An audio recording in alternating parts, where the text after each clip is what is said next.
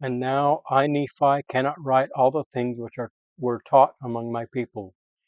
Neither am I mighty in writing, like unto speaking.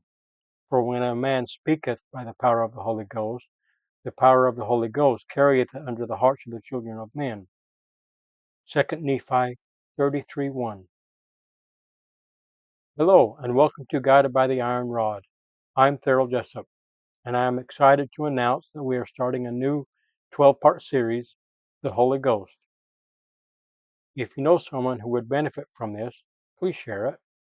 And don't forget to like, subscribe, and tap the bell to stay updated.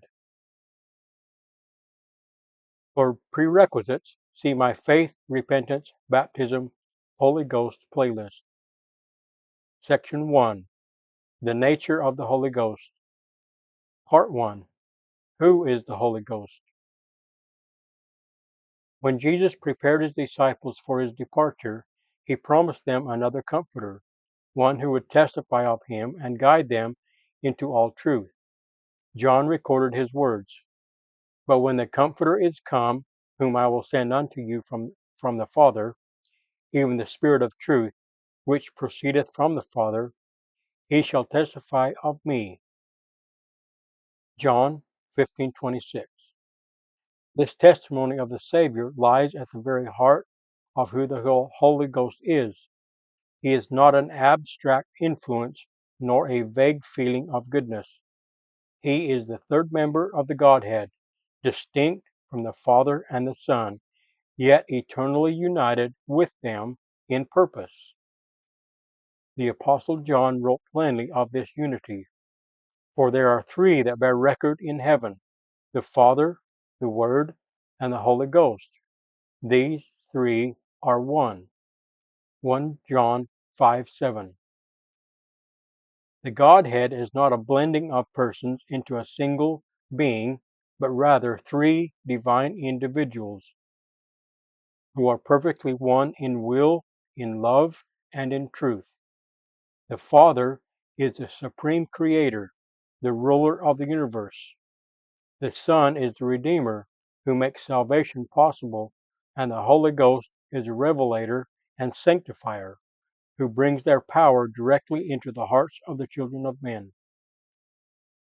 Doctrine and Covenants 130:22-23 helps clarify this reality in simple terms. The Father has a body of flesh and bones as tangible as man's, the Son also, but the Holy Ghost has not a body of flesh and bones, but is a personage of spirit. Were it not so, the Holy Ghost could not dwell in us. Here we find the distinction that allows his influence to be felt so personally. Because he is a spirit, he can fill the soul with light, whisper truth to the heart, and enter into our very being in ways no mortal could imitate. Moses described this sacred power.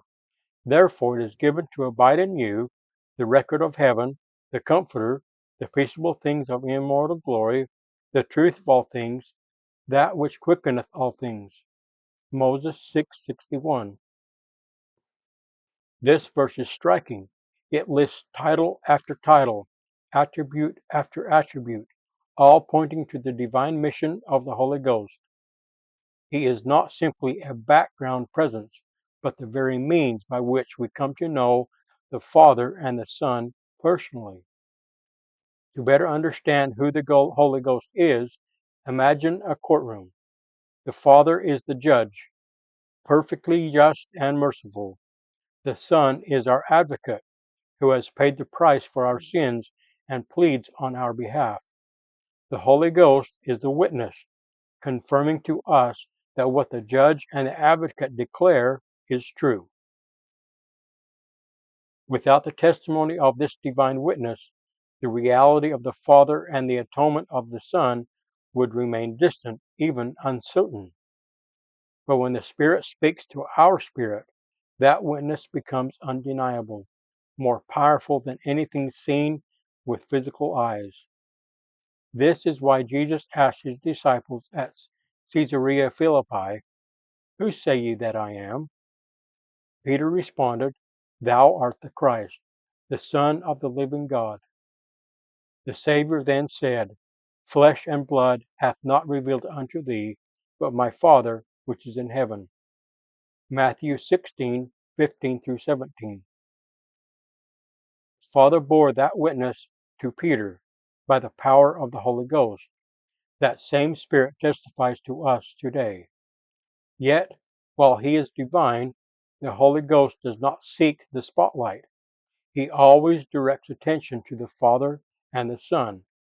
His role is to reveal, to confirm, to comfort, and to sanctify, but never to glorify himself. This humility of divine purpose sets him apart as both powerful and meek, one who changes lives without demanding recognition.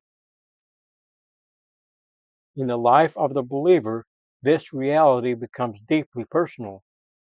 Think of a moment when you felt clarity beyond your own understanding, or a quiet reassurance in the middle of grief, or a burning confirmation that Jesus is the Christ. Those moments were not your imagination, nor just emotions. They were communications from a divine personage, the Holy Ghost, sent from the Father in the name of the Son. The Bible Dictionary explains, the Holy Ghost is a personage of spirit in the likeness of spirit body of man. He is the third member of the Godhead and is a witness and testifier of the Father and the Son.